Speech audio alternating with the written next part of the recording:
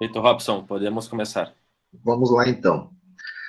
Pessoal, então, primeiramente, quero aqui registrar meu agradecimento a todos os presentes, a todos os nossos alunos que se inscrevem semanalmente para participar desse nosso projeto de extensão que leva o nome de Desencarcerando, e agradecer ao Bruno pela parceria de sempre.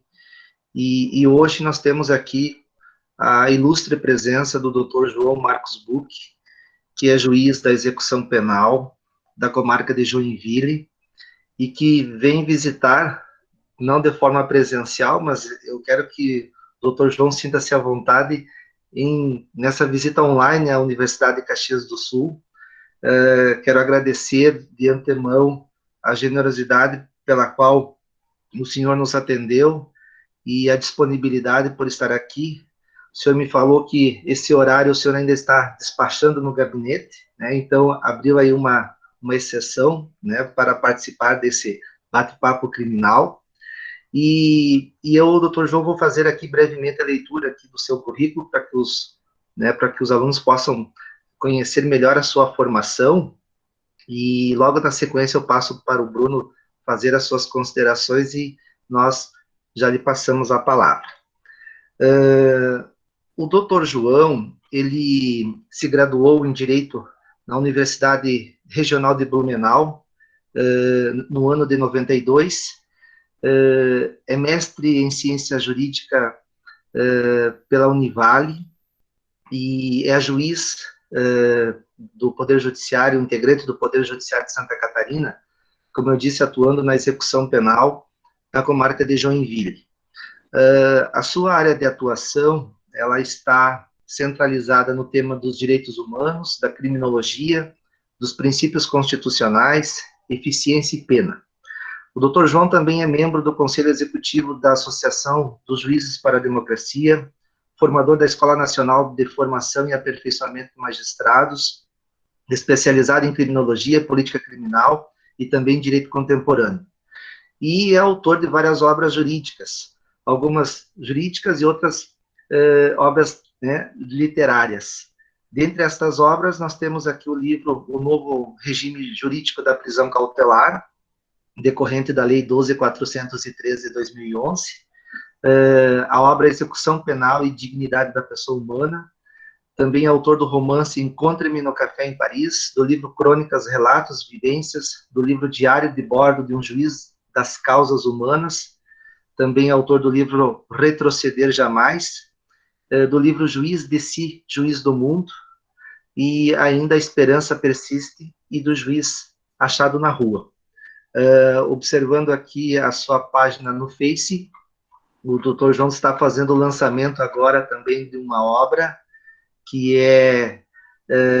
vamos ver aqui, A Solitude das Cidades, tá? Essa obra tem um lançamento previsto agora para o dia 26 de setembro, e aí depois eu vou compartilhar, pessoal, aqui no chat, o link do Facebook, para que vocês, querendo, possam também acessar e participar, tá? E acima de tudo, tá? Independente de todo esse currículo, o Dr. João é uma referência em direitos humanos na área da execução penal, né? Então, quem o conhece sabe do seu trabalho, e nós aqui, como eu disse, queremos agradecer a sua participação, que engrandece muito esse projeto. Bruno, passo então a palavra para você logo na sequência, e já fica com o meu agradecimento. Obrigado. Eu que agradeço, Robson. Então, boa tarde a todos. Quero cumprimentar, né, todos os alunos que estão nos acompanhando.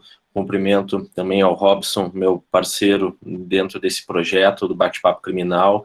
E uma saudação especial ao Dr. João Marcos. É uma honra poder ter você conosco aqui dentro desse projeto de extensão, né, nosso, que leva o nome de Desencarcerando, né? Então, é um projeto voltado à defesa dos direitos humanos, sobretudo na área da política criminal, do encarceramento. Então, seja muito bem-vindo à Universidade de Caxias do Sul, as portas sempre estão abertas a ti, né, dentro da nossa instituição. E, sem mais delongas, né, vamos passar direto a palavra para o nosso palestrante de hoje, e novamente agradeço a presença de todos, e professor, doutor João, por favor, a palavra é sua. Bom. Muito boa noite a todos. Estão me ouvindo bem? Tá certo? Tá bom. Sempre...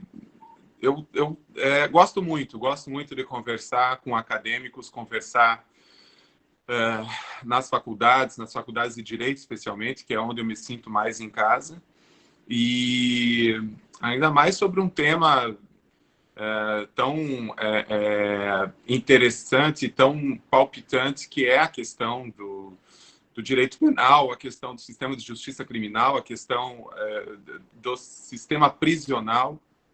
E então, para mim, é um prazer assim conversar com vocês. Agradecer ao professor Bruno, ao professor Robson pelo convite à universidade. Eu realmente gosto muito de conversar, e eu sinto falta de estar dentro das universidades. Acho que os professores sentem falta. Eu, há um tempo, não leciono mais, mas mesmo assim eu frequento bastante as universidades para conversar com os acadêmicos nesses eventos. Então, é uma nova forma da gente conversar, e espero que logo, a partir do ano que vem, pelo menos, a gente possa fazer o misto, porque essa forma que nós aprendemos, ela também tem seu valor. Eu vou procurar falar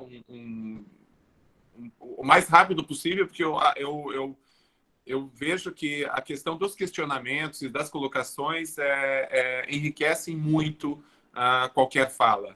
Então, aos acadêmicos, a todos os estudantes, fiquem muito livres, né, através da mediação dos professores, não sei como é que vai funcionar, de fazer as perguntas que acreditam que devam ser feitas, ou de colocar suas críticas e desenvolver a sua oratória e a sua argumentação que o acadêmico de direito deve ter. O professor Robson falou que eu estou no meu horário de expediente, e realmente estou. Avisei o pessoal da assessoria. Depois das 19 horas, voltarei ao expediente para terminar aquilo que está sendo tem que ser decidido. Vou dar um exemplo para vocês como as coisas são urgentes na justiça criminal e também na execução penal.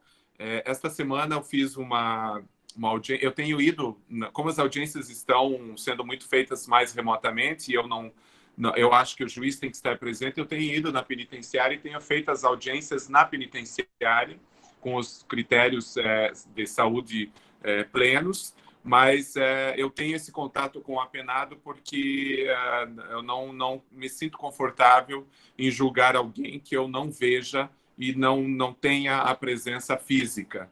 Então, eu tenho ido na penitenciária. Esta semana eu fui e fiz uma audiência de uma justificação de uma falta grave, um apenado que cumpre pena, ele praticou uma falta grave, uma falta disciplinar, e isso pode repercutir muito na pena dele, pode mandar pena, assim, uma progressão de regime lá para frente, um impedimento de um livramento condicional e tudo mais.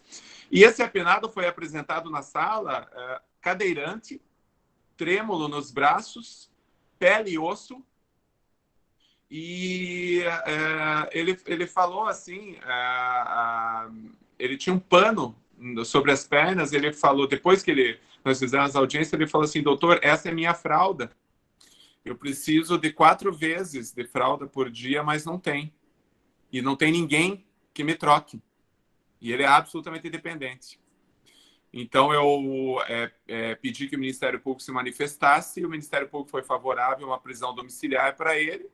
E hoje, então, eu autorizei a prisão domiciliar para ele, e agora foi avisado pelo cartório que ele tem um mandado de prisão por uma nova sentença condenatória de uma outra vara. E agora eu vou ter que voltar, depois da 19, para decidir isso, se eu mantenho a prisão domiciliar ou se eu vou ter que aguardar, enfim. É tudo muito difícil, mas vamos lá, porque a gente está aí para resolver essas coisas e tem que resolver. Mas eu vou procurar conversar com vocês rapidamente, de repente por uns 20 minutos, 30 minutos no máximo, sobre a questão do sistema prisional, a questão da pandemia, a questão dos direitos humanos. E por que nós chegamos nesse estado de coisas? Para quem não atua muito na área, não volta seus estudos, né, suas pesquisas, é importante, então, que preste atenção nisso que nós vamos conversar. E aqueles que já atuam, como os professores, é uma forma de reforçar os nossos posicionamentos e os nossos estudos, né? Talvez, então, para alguns eu esteja chovendo no molhado. Mas é muito bom, é importante que se repita sempre, ainda mais nos nossos tempos. Nós chegamos em 2020, a pandemia se apresentou, ela não é uma gripezinha, ela é algo muito sério, ela já matou no Brasil mais de 130 mil pessoas que não precisariam necessariamente ter morrido se o Estado brasileiro tivesse feito a sua lição de casa. E quando ela chegou, o ministro da Saúde da época procurou o Conselho Nacional de Justiça e alertou que o vírus ele seria muito mais rigoroso e grave para as populações prisionais, porque a população prisional é naturalmente adoecida e vive numa aglomeração. E, então, era preciso voltar os olhos para a situação prisional. O Conselho Nacional de Justiça, imediatamente, em março de 2020, 17 de março, emitiu uma recomendação 62, que dava uma série de diretrizes ali para que os juízes trabalhassem no sentido de tentar aliviar o superencarceramento, concedendo prisões domiciliares para pessoas em situação de risco de saúde, restringindo mais as prisões preventivas e possibilitando aqueles que cumprem pena em regime semiaberto que cumprissem domiciliarmente. Então, abririam espaços para triagens e poupariam pessoas mais doentes caso o vírus entrasse nas cadeias. E essa foi a tônica. O judiciário, em alguns lugares, foi bastante resistente a isso, outros lugares não, mas a recomendação veio nesse sentido. Eu diria que a pandemia, ela veio e ela escancarou o colapso do sistema prisional brasileiro, o caos do sistema prisional brasileiro. Ela iluminou aquele calabouço escuro que até então insistia em se esconder. E agora está aí. A pandemia no sistema prisional sempre existiu. A gravidade para a saúde das pessoas que estão presas sempre existiu. Se você vai numa unidade prisional, não importa o endereço, só muda o CEP. Haverá situações graves e gravíssimas, mas sempre graves. Você vai encontrar detentos com tuberculose, vai encontrar detentos com escabiose, sarna, detentos com furúnculos, detentos com hanseníase, detentos no mais absoluto e lastimável estado de saúde. Porque o sistema não funciona. O sistema brasileiro prisional, ele é ilícito. Ele já ultrapassou os limites da licitude há muito tempo. E por que nós chegamos a esse ponto?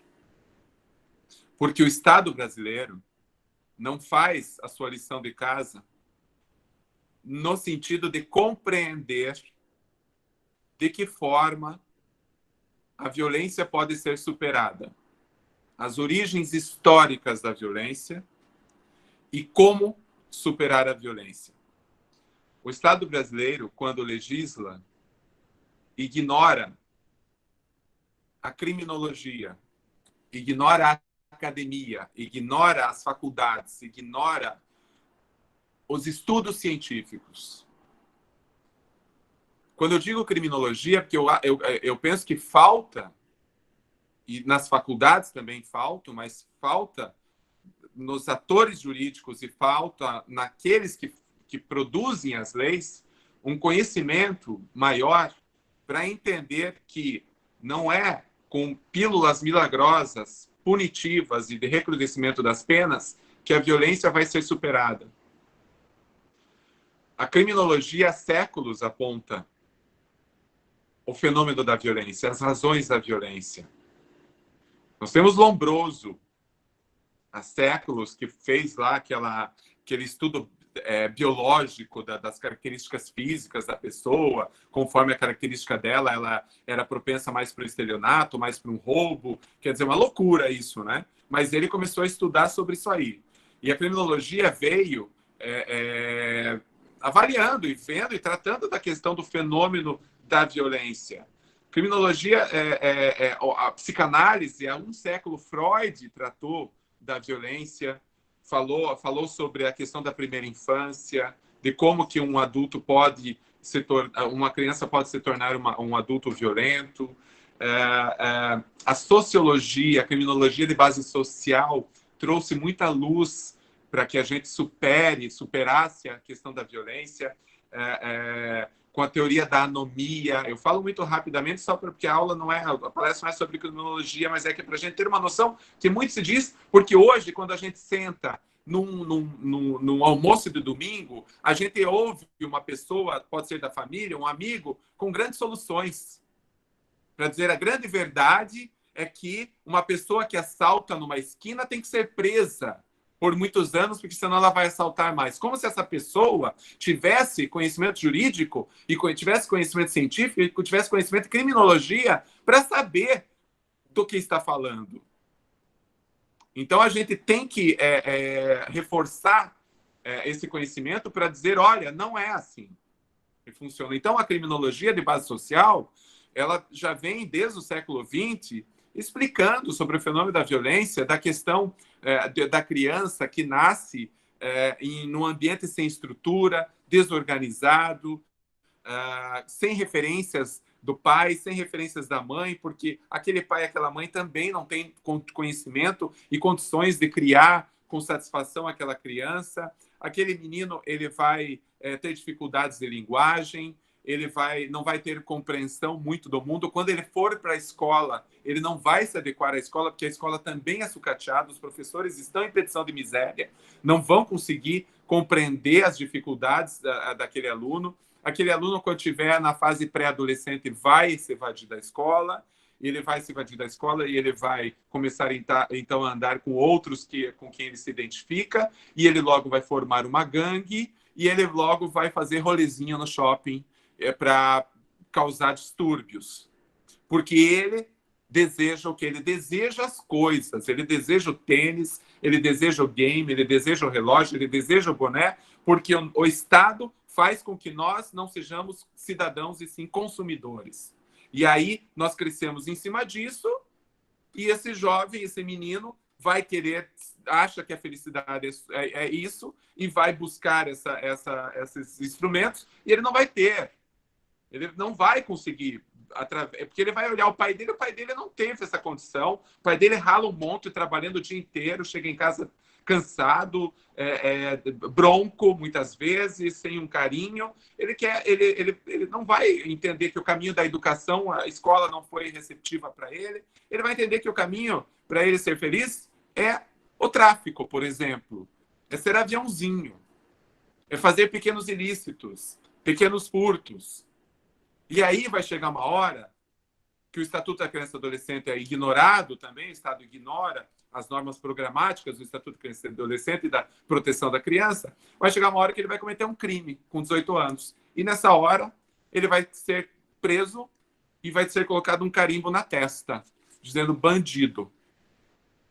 E aí ele vai passar por uma audiência de custódia, o juiz vai manter a prisão, e ele vai para um sistema prisional colapsado, caótico, onde ele não vai ter lugar para dormir, onde com 18 anos de idade, ele vai, então, encontrar as primeiras pessoas que vão olhar para ele e vão dizer assim, vem aqui, vamos nos abraçar, porque a gente tem que sobreviver, você não tem um colchão, está aqui o colchão. Tua mulher não pode vir te visitar, a gente paga a passagem para ela. Essas pessoas vão trazer esse jovem para eles. E aí a facção está formada. E eu, se eu fosse de 18 anos e preso nessas condições, eu ia me aliar a quem pudesse para sobreviver. 6 meses depois ele vai sair preparado, comprometido com os irmãos dele. Então, o Estado brasileiro não tem feito a lição de casa no sentido de compreender esse histórico. E eu só estou na criminologia de base social. Eu não falei ainda de criminologia crítica, que é a criminologia da elite produzindo leis para encarcerar a pobreza, porque hoje nós não vemos uma pessoa que lava dinheiro, que compra um duplex numa beira-mar por 6 milhões de reais em cash, sendo presa. E nem eu acredito que deva ser presa. Mas o que eu quero dizer é que o topo da pirâmide não é alcançado pelo braço penal. O braço penal existe para as periferias. E aí eu entro na criminologia marginal. Na criminologia que diz que o direito penal, os sistemas de justiça criminal, pelo menos na América Latina, existe para prender preto, pardo e pobre. É isso que acontece no nosso país. O nosso sistema de justiça criminal, o nosso direito penal, tem uma origem escravocrata.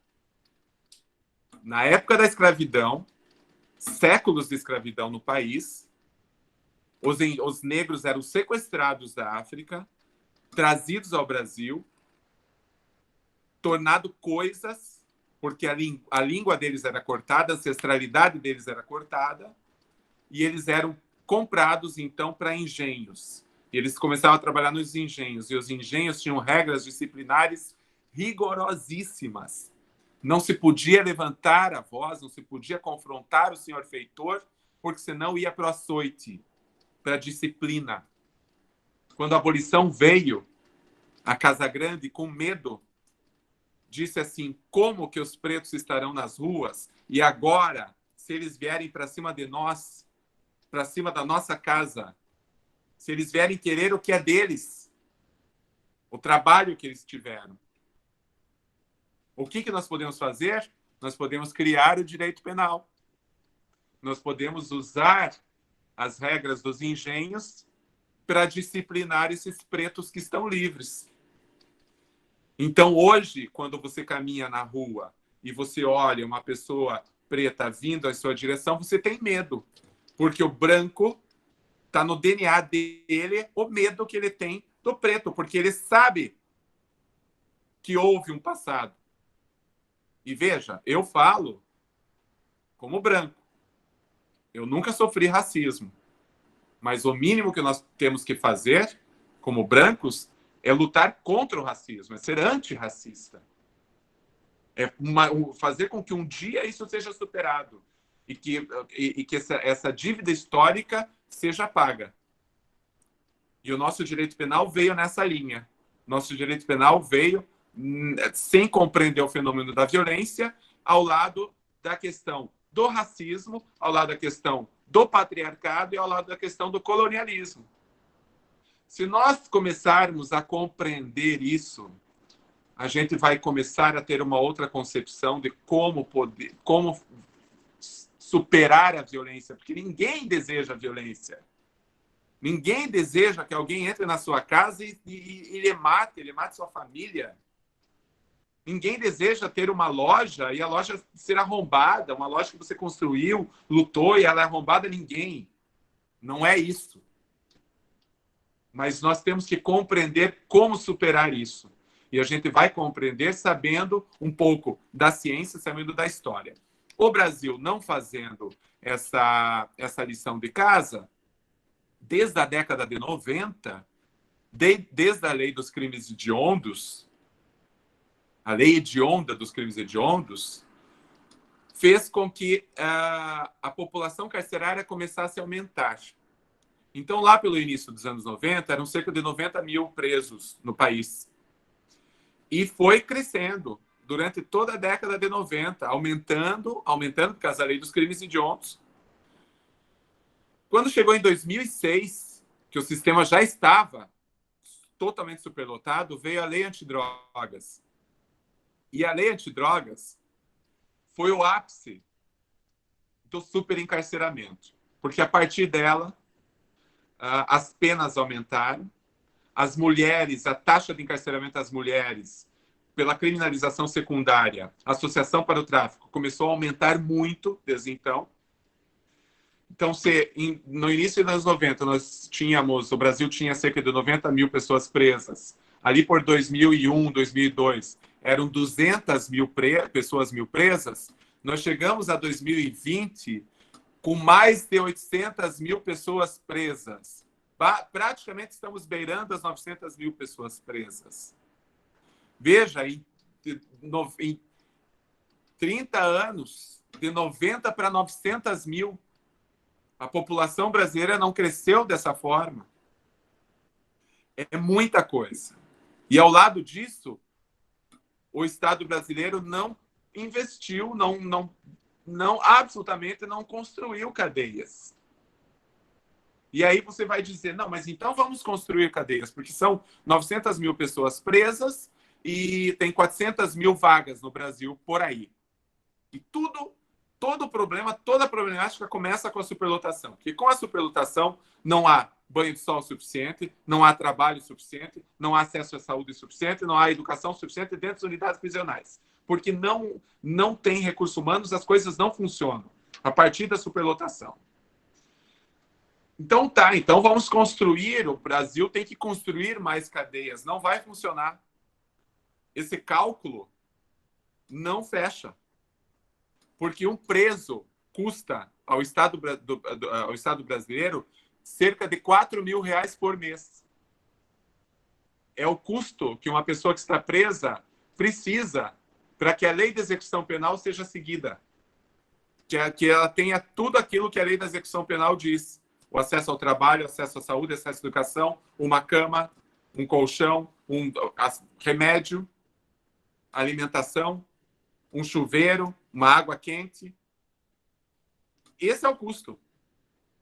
Só que esse custo não existe. É por isso que você não vê isso lá. Você vê o preso dormindo no chão, no reboco, entre ratos e baratas, o rato comendo a perna durante a noite.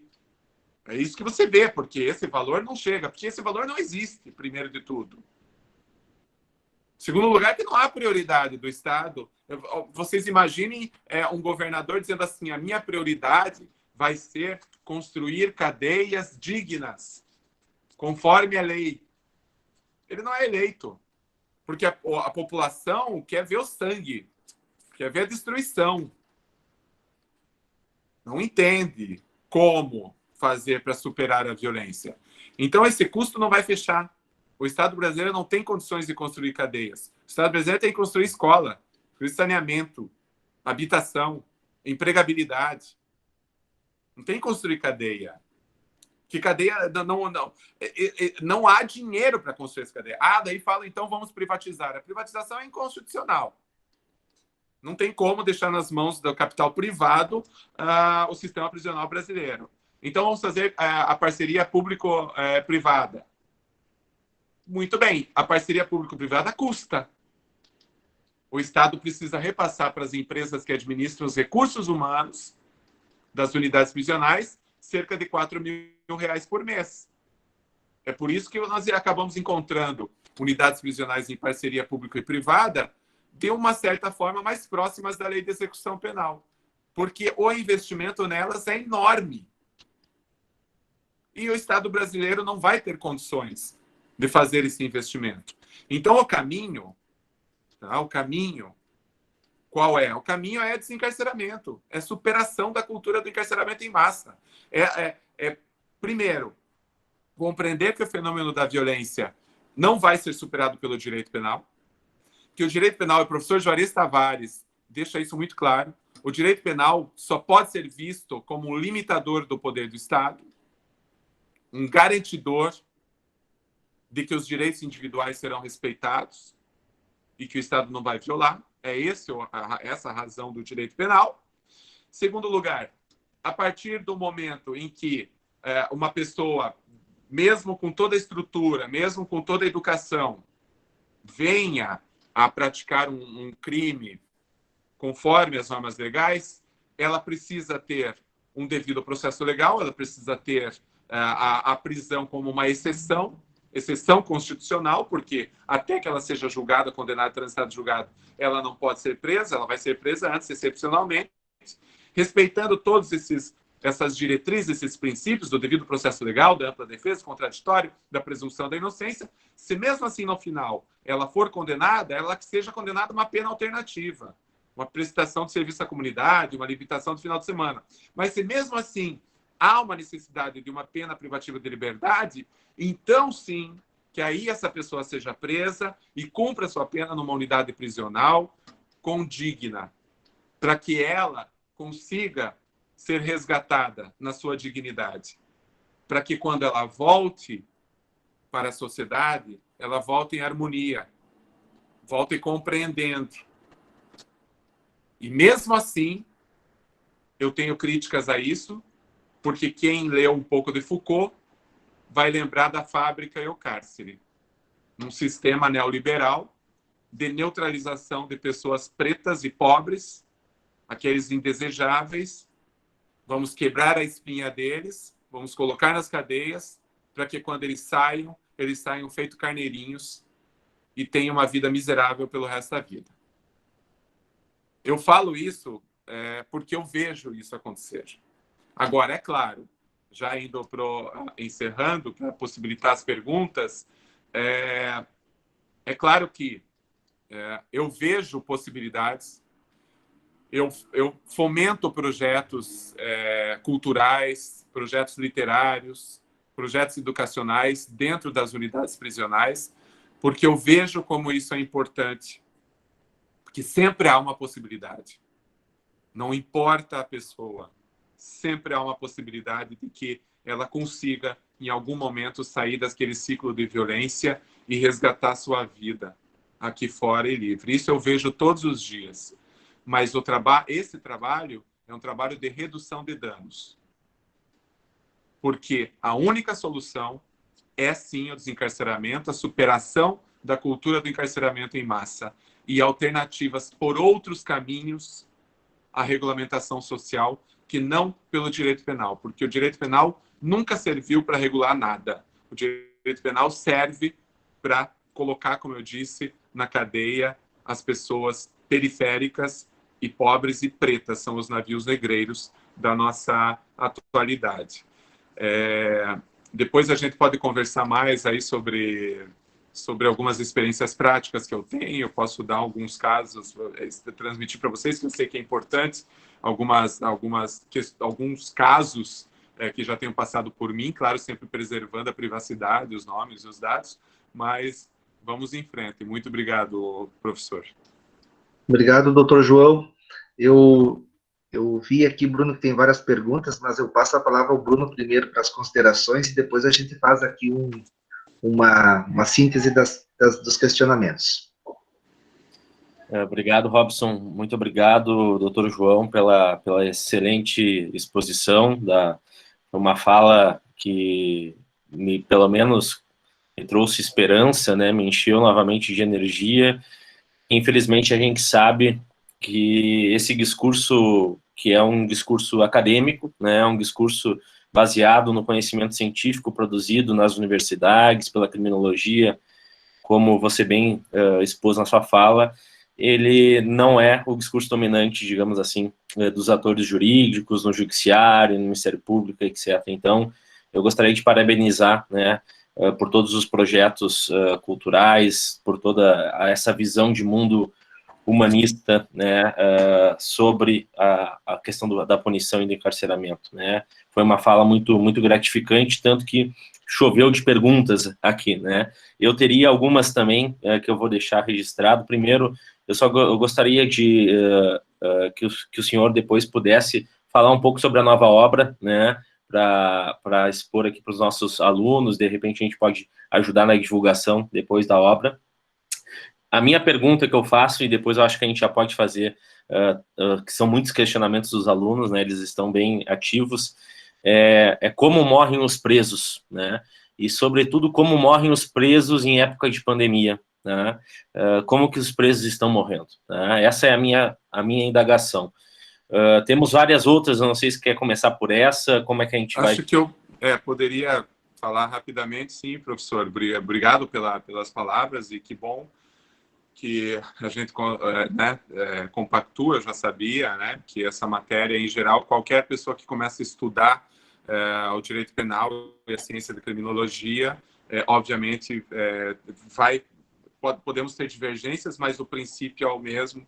Então, isso enfim, esse diálogo é muito importante. Se você pensar que a população carcerária, a grande maioria é de 18 a 28 anos, aí você pensar, mas por que não tem pessoas mais velhas? Tem, mas é uma minoria. A grande maioria ali, não tenho dados, mas deve ser mais de 60%, 70% de 18 a 28 anos. Porque depois eles morrem, eles são mortos, eles matam e morrem. Essa vida violenta é muito difícil. A hora que eles saem da cadeia, eles precisam sobreviver, as portas se fecham. E eles voltam para aquela marginalidade, para a margem. E aí acabam, uma hora acabam sendo mortos. Então, a faixa etária, existe um extermínio da juventude brasileira nas cadeias. A morte, em geral, é violenta. E se não é violenta, é por questão de saúde. São inúmeros os casos de detenção. Um último caso que aconteceu por aqui, que eu tomei conhecimento, é leptospirose. Imagine, morreu de leptospirose. Pegou leptospirose. A leptospirose a gente sabe que é transmitida pela urina de rato. Então, é bem complicado. E sobre a minha nova obra, é uma obra que se chama A Solitude das Cidades, um juiz em estado de cárcere, crônicas em tempo de pandemia. Porque o que aconteceu? Quando houve o lockdown no início, lá em março, que nós tivemos que nos recolher, e até hoje eu estou trabalhando remotamente, o judiciário retorna ao trabalho presencial a partir da semana que vem, quer dizer, mais de 6 meses depois. E é claro que eu, vendo como serviço essencial, eu continuei indo na prisão, fazendo as inspeções, porque não tem como não fazer, o juiz da execução precisa, é como um médico de emergência e trauma, ele não pode trabalhar remotamente. O juiz precisa ir nas prisões e inspecionar, e ver como é que estão as situações. Então, desde então, eu comecei a produzir um texto por semana, um texto a cada 15 dias, numa ordem cronológica. Crônicas daquilo que estava sentindo e daquilo que eu estava vendo na questão de juiz de execução penal, sistema prisional, pessoas presas, com a pandemia. E eu recolhido na minha casa.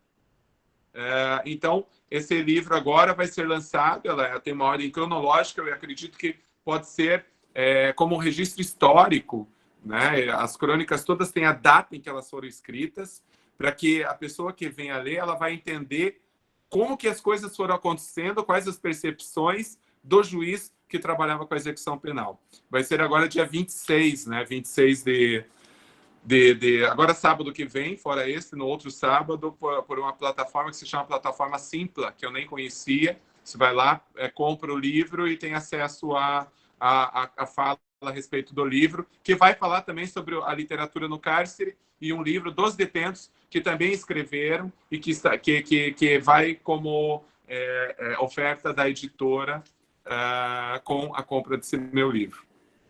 É isso. Perfeito, doutor João.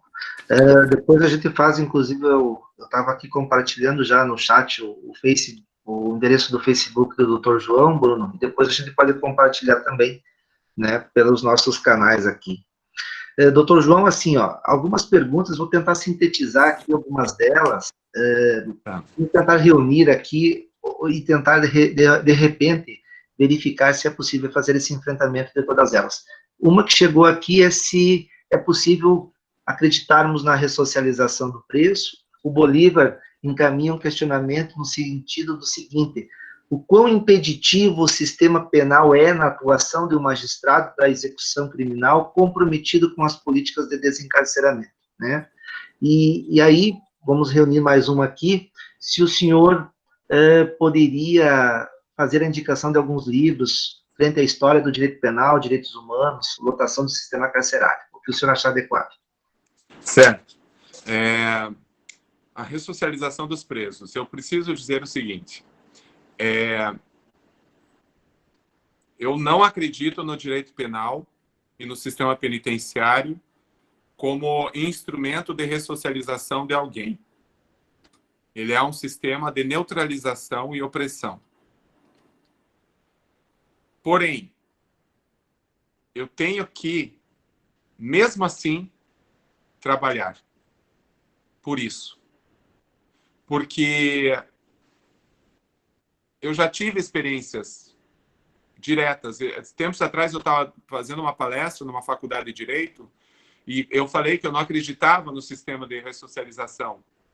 E um acadêmico levantou o braço e falou assim, eu discordo do senhor, porque há 4 anos atrás o senhor esteve na prisão e o senhor falou para mim que era possível sair dessa vida louca. E quando eu saí da prisão, eu saí dela também. E hoje eu estou aqui fazendo faculdade de Direito com muito orgulho. E foi o senhor que acreditou em mim, ele falou. Então, eu tenho que ter essa noção de que eu acredito no ser humano, mas eu não acredito no sistema. Tá certo? Sobre trabalhar, é muito difícil. O sistema de justiça criminal, o direito penal, ele é muito oposto a isso tudo que eu falei. Então, é muito difícil você trabalhar. Mas se você tem fundamentos científicos, especialmente constitucionais, você pode fazer o filtro constitucional das leis com uma hermenêutica séria, idônea, não é algo aleatório. Mas você pode seguir essas interpretações e doutrinadores, grandes doutrinadores, e afastar a lei penal por inconstitucionalidade, por violar direitos humanos, tratados de direitos humanos. Então, é possível trabalhar, sim. A resistência que você encontra é uma resistência que se arrefeceu nos últimos... que se fortaleceu nos últimos anos, a partir de 2019, com o novo presidente, no sentido do discurso do ódio. Existe um discurso do ódio muito forte. Então, quando uma autoridade pública fala que bandido bom é bandido morto, eu sinto isso imediatamente no chão da prisão. Essa tensão no ar, porque as pessoas, o fascismo, as pessoas racistas, as pessoas que não são solidárias, elas acham que podem, elas perdem a vergonha e acabam praticando esses atos odiosos. Então, é muito difícil. Eu já fui vítima direta e pessoal de discurso de ódio e de ações de ódio. Já tive que andar com escolta em razão de ódio, pelo simples fato de eu ser juiz da execução penal e trabalhar fiscalizando o sistema. Já tive essas experiências. Então, é difícil, mas eu não saberia fazer diferente. Não há escolha. Se eu sou juiz da execução penal, eu tenho o dever de aplicar a Constituição. Eu não tenho escolha. Do contrário, eu que deixo de ser juiz da execução penal. Sobre indicação de livros, eu indicaria mais autores. Olha, eu indicaria a leitura da Vera Regina Pereira de Andrade, eu indicaria a leitura do Nicholas Usman, em Penas Perdidas, a leitura até mesmo do Juarez Tavares, Juarez Cirino dos Santos, da Vera Malaguti, Zaffaroni, Ferrajoli, Michel Foucault, né? Na questão propriamente da criminologia, Alessandro Barata, na criminologia do labeling approach, que é do etiquetamento. Esses foram os que vieram agora. Eu sei que tem muitos mais, mas a partir do momento que você, para o aluno que fez, a partir do momento que você entra, começa a estudar um autor desses, ele vai te abrir uma infinidade de caminhos com outros autores, e muito tão bons quanto eles. Perfeito. Doutor João, aproveitando aqui, vamos tentar reunir também mais alguns questionamentos. foi encaminhado aqui pela Isadora logo no início da sua fala, se o senhor poderia tratar, de repente, acerca da pena de morte, que foi recentemente aplicada pelo governo do Irã, no caso de um lutador lá, né? E também o senhor comentou a respeito da recomendação número 62 do CNJ, e agora nós tivemos a recomendação número 78, se o senhor também poderia falar essa recomendação com o acréscimo citado aqui pelo Gabriel. Sim. Perfeito. Olha, sobre a pena de morte, eu só posso dizer assim, primeiro, é um discurso estéril, porque o nosso país jamais permitirá a pena de morte, porque ela seria inconstitucional. Existe uma exceção, que é em tempos de guerra, aquele que traiu a pátria, alguma coisa assim, como o Brasil dificilmente vai entrar em guerra, quer dizer, agora já não sei mais, né? Mas não estamos em guerra, então, quando eu digo é porque nós temos seguido uma cartilha norte-americana trumpiniana, né? De bélica. Mas, então, primeiro de tudo, assim, a pena de morte não vai acontecer no Brasil. Legalmente não vai acontecer. Mas, se a gente quiser discutir teoricamente, em tese, isso é importante, que os estudantes discutam a questão da pena de morte, nós vamos ver que, na prática, ela não faz superar violência alguma, que nos países onde ela é aplicada, a violência não diminui e a injustiça é praticada muito mais. Os Estados Unidos, especialmente, os estados lá que praticam a pena de morte, você vai ver que os índices de latinos e pretos que vão para a cadeira elétrica é muito maior do que brancos. A pena de morte é uma negação do Estado de Direito. Então, você dizer que aquele ser humano não merece a condição humana. E isso, então, é contrário à Declaração Universal dos Direitos Humanos e não é possível pensar assim. Às vezes, eu acho que até fica muito difícil argumentar, porque os argumentos de quem é a favor da pena de morte são tão insípidos que o debate fica desqualificado. É difícil debater com alguém que defende a pena de morte, porque não tem, é muito complicado, eu não consigo encontrar um argumentinho que seja favorável. Eu não estou falando em legítima defesa, não estou falando aquela história, você está na sua casa, entra alguém e você vai matar a sua mulher e você não pode, então, matar essa pessoa. Não, legítima defesa, minha gente. Estudem legítima defesa. Legítima defesa. Não é pena de morte.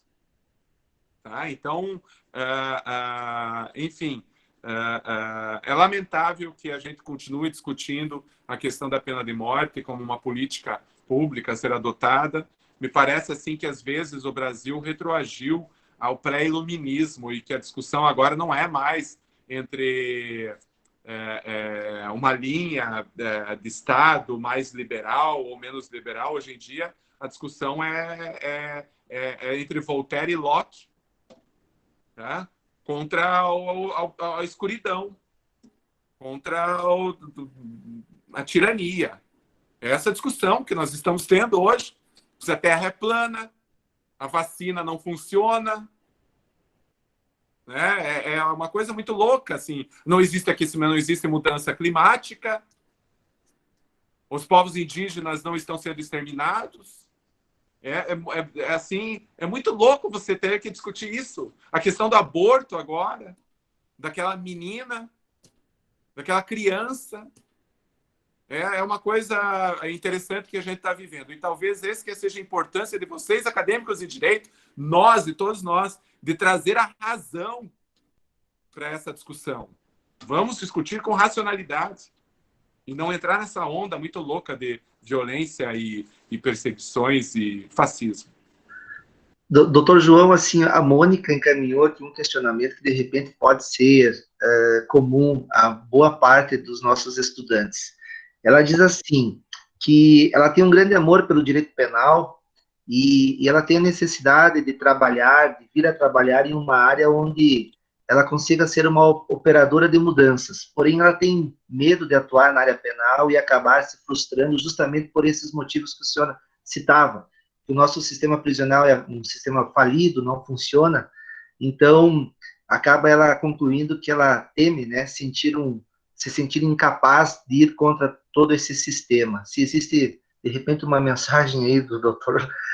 Olha, eu não me furto a opinar quando me perguntam, por mais difícil que seja a resposta, essa resposta é difícil. Mônica, se você está questionando isso, é porque você tem essa capacidade, essa competência, e vai dar certo.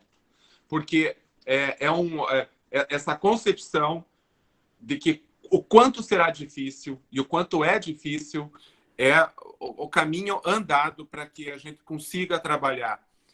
Eu passo por isso todos os dias, é muito difícil. Esses dias me perguntaram, você recomendaria alguém, um jovem juiz, ser juiz de execução penal? Eu disse, olha, eu acho que eu não recomendaria porque eu não desejo isso para ninguém. Porque o desgaste pessoal é muito forte. E eu fico imaginando o desgaste pessoal da advocacia, da defesa, em cima disso. Né, você ver a situação acontecendo e ficar de mãos atadas, lutar até a última etapa e não conseguir. Mas, ao mesmo tempo, alguém precisa fazer esse trabalho. E, às vezes, ele funciona. Eu tenho um texto que eu publiquei num livro anterior, que é Um Juiz na Era do Ódio, que é o meu livro, o último livro, agora eu vou lançar esse outro, O Juiz na Era do Ódio, que é esse o sentir de todo o ano de 2019 sobre o ódio que estava acontecendo ali. E eu escrevo lá uma crônica que se chama Eu Não Sou Adolf Eichmann. Porque, às vezes, o Adolf Eichmann foi um nazista julgado, né, em Israel, porque ele era um burocrata que fazia... A Hannah Arendt, na origem do totalitarismo, se eu não me engano, fala sobre o Eichmann e o julgamento de Eichmann em Jerusalém. E a hora que pergunto para ele, mas você não sabe... Você fazia o xadrez e mandava judeus... distribuía os judeus pelos campos de concentração da Alemanha nazista para irem para o extermínio. Ele dizia assim, sim, eu fazia isso, e você sabia que eles morreriam? Eu sabia. E mesmo assim você mandava, ele falou, eu cumpria ordens. Eu fazia o que estava na lei. Eu cumpria a regra. E, às vezes, nesse texto que eu tenho, às vezes eu sinto que eu não serei poupado no futuro, que eu serei julgado, que eu sou o sistema, eu sou um juiz que faz parte desse sistema terrível, horroroso, do ano de 2020 no Brasil. E aí eu lembrei desse texto porque eu encontrei um rapaz na rua, eu escrevo nesse texto, e ele fala assim, doutor, o senhor me condenou, e um tempo depois o senhor executou a minha pena, porque era juiz criminal, né? Daí fui para a execução penal e o senhor me soltou e eu não tenho ódio do senhor. Eu não tenho ódio do senhor porque o senhor sempre me tratou com muito respeito. E eu fiquei pensando, ele não tem ódio de mim. Que coisa interessante, assim, porque... Que bom! Aquilo para mim foi um alívio. Porque é muito difícil. Mas esses questionamentos, Mônica, a gente faz o tempo todo, e se você está fazendo, é porque você está se preparando bem, e se eu fosse você, eu seguiria esse caminho. Daqui a alguns anos você vai dizer assim, maldita hora que eu fui seguir aquele caminho que aquele juiz falou. Paciência, eu estou dando uma opinião, a responsabilidade é sua, tá bom? Perfeito, perfeito. Doutor João, nós estamos chegando, então, no nosso horário. Eu vou fazer aqui a minha finalização e logo eu passo para o Bruno, então, concluir aqui esse nosso encontro. Doutor João, e eu gostaria de, mais uma vez, então, agradecer pela sua lição de vida que o senhor conseguiu compartilhar conosco neste encontro, né? Não é o tempo de duração, mas é justamente a forma com que nós buscamos enfrentar e enxergar aquilo que muitas vezes está à nossa frente e às vezes a gente não tem essa capacidade. Então, fica aqui de coração meu agradecimento e espero que, de repente, possamos tê-lo novamente aqui, quem sabe até presencial, em um outro projeto, outro trabalho aqui na universidade. Tá? Muito obrigado e continue, né, sendo aí um dos guardiões daquilo que é mais caro, né, às pessoas, que é a sua dignidade humana. Obrigado. Bruno. Doutor João, agradeço a participação, a excelente fala, manifesto minha solidariedade com a sua visão de mundo, a defesa dos direitos fundamentais, né, na execução penal brasileira. Só para né, também dar um recado para a Mônica, né, que está em crise existencial, acho, né, uma situação que a gente vive enquanto professor, né, volta e meia escuta de algum aluno que pensava que bandido bom era bandido morto, e depois das aulas, de alguma palestra, de algum livro indicado, o aluno vem e diz, professor, eu mudei minha visão, não acho mais isso, né. Isso já é a transformação social, é a transformação do mundo, né. Ela é pequena, ocorre aos poucos, ela é em nível micro, né, e ela é a mais importante, porque envolve troca, envolve afeto, né. Então, eu também recomendaria seguir a visão aí, a do doutor João. E muito obrigado, doutor, pela participação, foi uma excelente bate-papo que a gente teve. E só para fechar, não sei se vai dar tempo, tá? Com uma pergunta que passou batida ali do Rodrigo. O Rodrigo só questiona sobre algumas práticas de corrupção que existem dentro do sistema, né? Sobretudo relacionadas a comércio e a produtos de consumo com preço muito inflacionado. Se puder falar um pouquinho só sobre isso para fazer o fechamento, e eu agradeço demais a sua participação. Muito obrigado mesmo. Tá bom, obrigado. É um problema muito sério, porque o Estado, quando na realidade ele deveria prover todas as coisas para o detento, e ele, com o trabalho dele, reter um valor do seu salário para ter as coisas lá dentro, depende das famílias, depende de valores externos, para fazer com que ele tenha condições mínimas de vida lá dentro. E aí isso é um passo para desvios e corrupção. É uma situação muito difícil, mas eu diria que a gente só vai superar isso com a superação do superencarceramento. Pode ser redundância, mas não tem como. A gente tem que acabar com o encarceramento em massa no país, porque assim a gente vai... Assim como a questão do tráfico de drogas, que nós nem tratamos aqui, e não é o nosso tema, nós vamos acabar com o tráfico de drogas e com a violência que a droga traz através da regulamentação do uso da droga, que não seja uma regulamentação criminal. Então, a gente conseguiria superar a violência que a guerra às drogas traz através simplesmente da legalização, da descriminalização do uso recreativo e medicinal das drogas e o controle, como se faz com a nicotina, como se faz com a bebida alcoólica, né? Com um controle rígido em cima disso e arrecadatório de impostos. Mas a gente vai conseguir superar a questão da corrupção no sistema através da superação do encarceramento. Do contrário, ele está fadado a falir. Obrigado, olha. Perfeito. Obrigado, doutor João. Eu sei que o tempo está terminando. Estou à disposição, professores. Lá no meu Face, se vocês quiserem, no Instagram, podem me mandar um direct, mandar uma mensagem privada. Eu costumo conseguir ver, nem tudo, mas assim, a partir de indicações e troca de ideias. Vamos lá, gente. Obrigado pelas perguntas e um abração e quase um bom final de semana. Ainda tem sexta amanhã, né? Obrigado, doutor João. Felicidades. Obrigado mesmo. Um abraço. Tchau, tchau. Obrigado. Pessoal, um abraço a todos vocês.